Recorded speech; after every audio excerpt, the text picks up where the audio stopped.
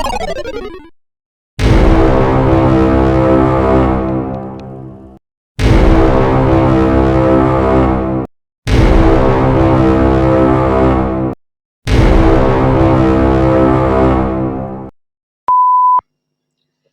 nama saya Jenis dari SMA Santo Aloysius 1 Bandung, dan dalam kesempatan kali ini saya mencoba untuk membuat dua alat pengatur ketinggian air untuk alat penghasil kabut ultrasonik.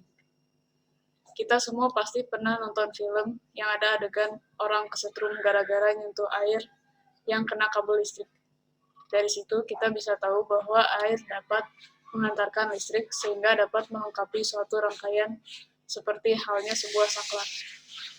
Jadi konsep inilah yang saya gunakan untuk membuat alat yang pertama, yaitu menggunakan elektroda. Untuk alat yang kedua, waktu itu saya mikir, kan alat pengatur ketinggian air ini dibuat untuk alat penghasil kabut ultrasonik. Kenapa nggak pakai ultrasonik aja buat alat yang kedua?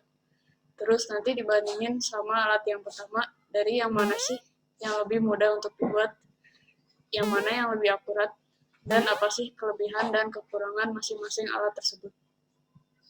Pertama-tama, kita harus mencari berapa ketinggian air optimum untuk alat penghasil kabut ultrasonik.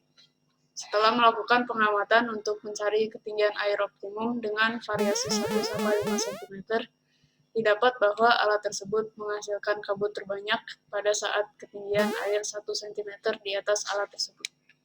Kedua, kita juga harus mencari berapa resistansi saat elektroda menyentuh permukaan air dan saat tidak menyentuh permukaan air.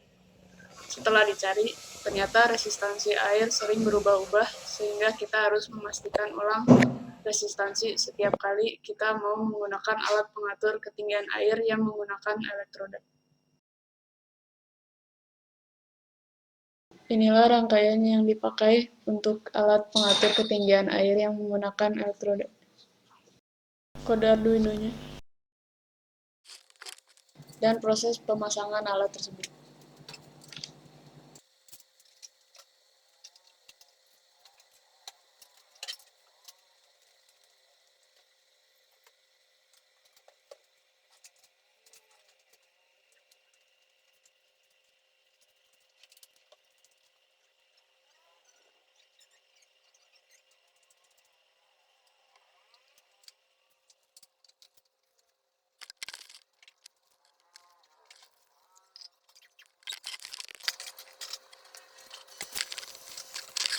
Dapat dilihat bahwa saat air dalam penampungan tidak lagi menyentuh elektroda, maka pompa akan mati dengan sendirinya agar pompa tersebut tidak rusak.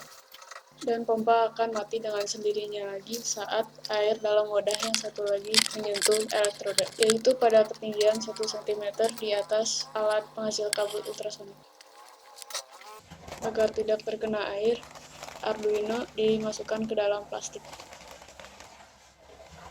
Setelah dicoba untuk digunakan selama 24 jam, alat tersebut masih berfungsi dengan baik dan benar.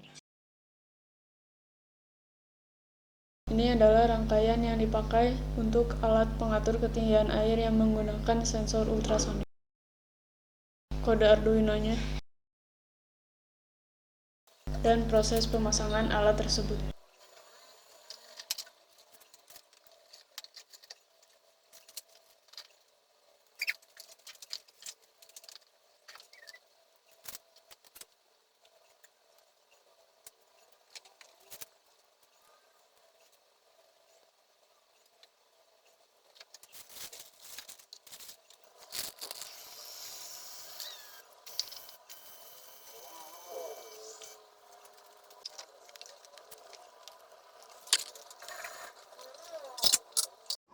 Setelah dicoba untuk digunakan selama 24 jam, alat tersebut juga masih dapat bekerja dengan baik dan benar.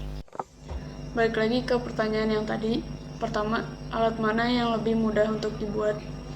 Menurut saya, alat yang lebih mudah untuk dibuat adalah yang menggunakan elektroda, karena alat ini menggunakan kode yang lebih umum digunakan. Sedangkan alat yang menggunakan sensor ultrasonik menggunakan kode yang lebih spesifik agar dapat mengontrol sensor ultrasonik tersebut. Kedua, alat mana yang lebih akurat? Alat yang lebih akurat adalah alat yang menggunakan sensor ultrasonik. Pengukuran yang didapat dengan menggunakan sensor ultrasonik cenderung tidak berubah-ubah seperti pengukuran yang didapat saat menggunakan elektroda. Dan yang terakhir, apa kelebihan dan kekurangan dari masing-masing alat? Untuk alat yang menggunakan elektroda, kelebihannya adalah alat ini lebih mudah untuk dibuat oleh pemula seperti saya ini. Biaya yang dibutuhkan lebih murah karena kita dapat menggunakan benda-benda yang sudah tersedia di sekitar kita yang terbuat dari logam sebagai elektroda. Dan jika kita ingin mengganti ketinggian air, kita dapat secara langsung memposisikan elektroda ke ketinggian yang diinginkan. Sedangkan kekurangannya adalah tidak stabil karena resistansi yang berubah-ubah dan elektroda harus kita ganti setiap beberapa waktu karena dapat menjadi berkarat.